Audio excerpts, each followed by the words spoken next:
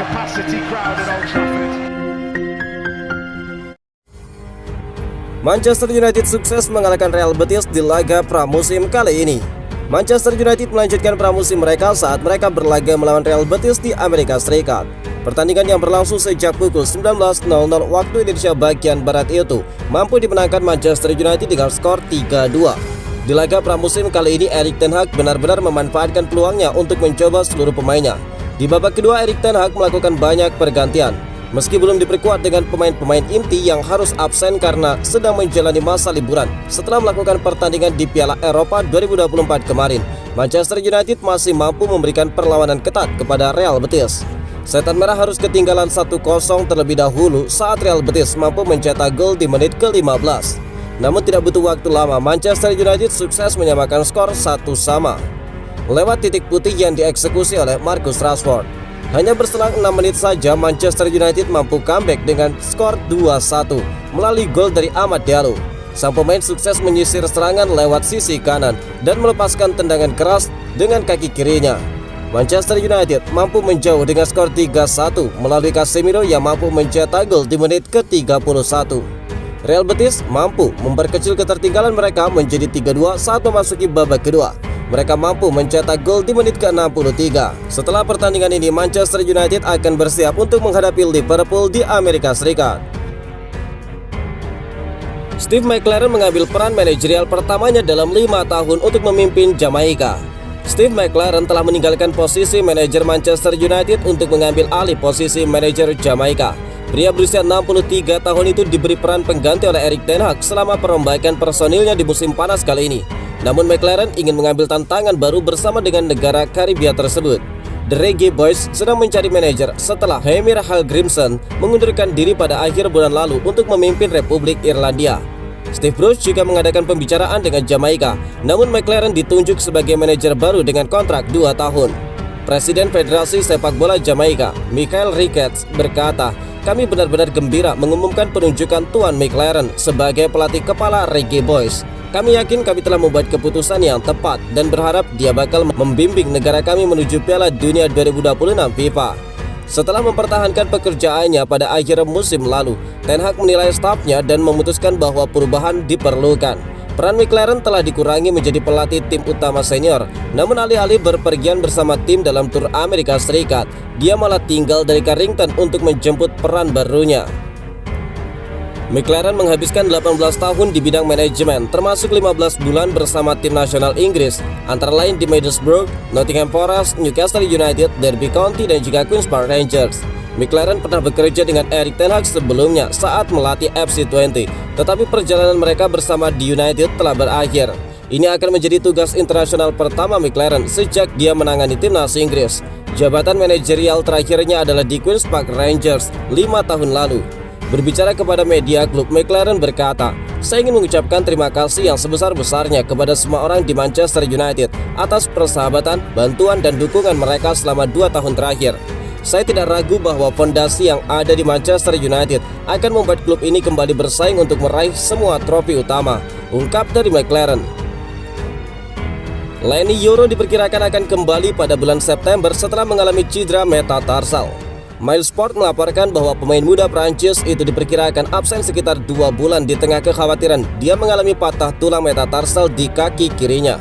Erik ten Hag mengatakan bahwa dirinya bakal menunggu hasil dari perkembangan bek berpaspor Prancis tersebut. Sang pelatih juga menyebutkan bahwa timnya telah mengambil tindakan pencegahan yang tepat agar cedera yang dialami oleh Yoro tidak parah. Hanya saja kondisi terbaru dari Yoro diyakini tidak baik-baik saja seiring kemunculan terbarunya.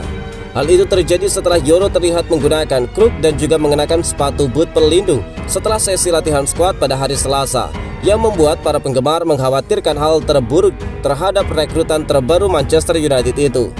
Kondisi yang terlihat dari tangkapan kamera itu terjadi saat skuad utama Manchester United tiba di kampus UCLA untuk melakoni latihan utama. Dengan melihat situasi yang dialami Yoro tersebut, besar kemungkinan jika cederanya lebih serius dan mengkhawatirkan. Kini para pendukung setia di Old Trafford harus menunggu hingga setelah beberapa pertandingan pembuka musim 2024-2025 untuk bisa kembali melihat Yoro melakoni debut kompetitifnya. Beberapa laporan menyebutkan bahwa mantan pemain Lille itu bakal menepi sampai 6 pekan lamanya. Diyakini dia bakal fit setelah jeda internasional, tepat waktu untuk menghadapi Southampton pada tanggal 14 September. Laporan tersebut menunjukkan Yoro mengalami cedera metatarsal. Ini adalah cedera yang perlu dirawat dengan hati-hati dan bakal sangat berbahaya untuk terburu-buru kembali setelah melihat Lisandro Martinez menderita kemunduran akibat cedera metatarsalnya pada April 2023. Jika benar demikian, ini menjadi sebuah kerugian besar bagi Manchester United, mengingat Yoro digadang-gadang menjadi bek utama. Kondisi itu bisa jadi memaksa Manchester United untuk berburu satu lagi bek tengah pada bursa transfer musim panas tahun ini. Celtic bakal bergabung dengan rivalnya dalam perlombaan untuk merekrut gelandang Manchester United. Pemain berusia 21 tahun Hannibal Mejbri bergabung dengan Manchester United pada tahun 2019, namun sulit mendapatkan kesempatan bermain di dalam tim utama. Pemain internasional Tunisia saat ini berada di Amerika Serikat dalam tur pramusim saat The Reds Devil bersiap untuk musim 2024-2025. Laporan terkini menunjukkan Rangers sedang berbicara dengan United mengenai kesepakatan untuk Hannibal Mejbri. Tim Talk mengklaim Rangers ingin mengontrak Hannibal Mejbri dengan status pinjaman, dengan kemungkinan mengontraknya secara permanen musim panas mendatang. Kontrak Hannibal Mejbri di United berlaku hingga Juni 2025, meskipun klub memiliki opsi untuk memicu perpanjangan selama 12 bulan. Laporan terbaru dari Tunisia bakal menjadi pukulan bagi Rangers karena diketahui bahwa Celtic sedang mempertimbangkan untuk merekrut gelandang 21 tahun itu juga. Mejbri menghabiskan paruh kedua musim lalu dengan status pinjaman di Sevilla. Stasiun radio Tunisia Mozakwi FM berbicara tentang keinginan Celtic untuk merekrut Hannibal Mejbri. Sumber mereka yakin juara Skotlandia itu tengah memantau pemain United itu dengan seksama. Meskipun tidak disebutkan biaya transfer, Celtic berniat untuk mengejar kesepakatan permanen daripada meminjam sang pemain. Jika benar, itu bakal menjadi kabar baik bagi Manchester United. Sebelumnya juga ada kabar yang dilansir dari African Foot, klub Denmark FC Copenhagen juga tertarik untuk mengamankan transfer dengan status sebagai pemain pinjaman selama satu musim dengan opsi pembelian permanen.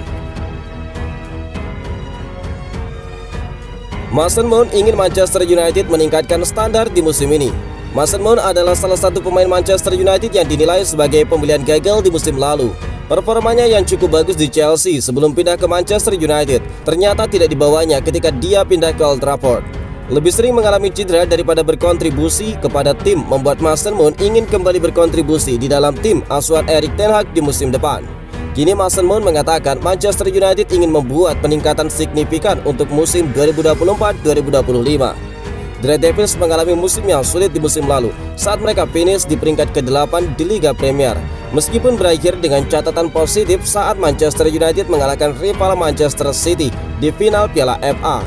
Mason Mount bersemangat untuk memulai musim baru setelah musim debut yang mengecewakan sebagai pemain setan merah. Pemain internasional Inggris itu harus membuktikan sesuatu. Mantan gelandang Chelsea itu tampil 20 kali untuk United selama 2023-2024. Diyakini kemenangan di Piala FA atas Manchester City adalah contoh kemampuan skuadnya dan dia ingin memenangkan lebih banyak trofi di Manchester United. Kami tahu apa yang bisa kami lakukan sebagai sebuah tim dan saya pikir kami menunjukkannya di akhir musim lalu. Kami jelas punya grup yang bisa memenangkan trofi dan itu adalah hal yang terpenting. Kami akan terus berusaha melakukan itu dan tetap fokus pada tujuan itu. Karena ini adalah Manchester United dan kami perlu menetapkan standar setinggi mungkin dan kami tahu seberapa tinggi standar itu, ungkap Mason Mount. Seperti yang saya katakan, kami ingin meraih trofi sebanyak mungkin, memenangkan pertandingan sebanyak mungkin. Itulah fokus kami di seluruh grup ini. Kami benar-benar sejalan saat ini, ungkap dari Mason Mount menambahkan.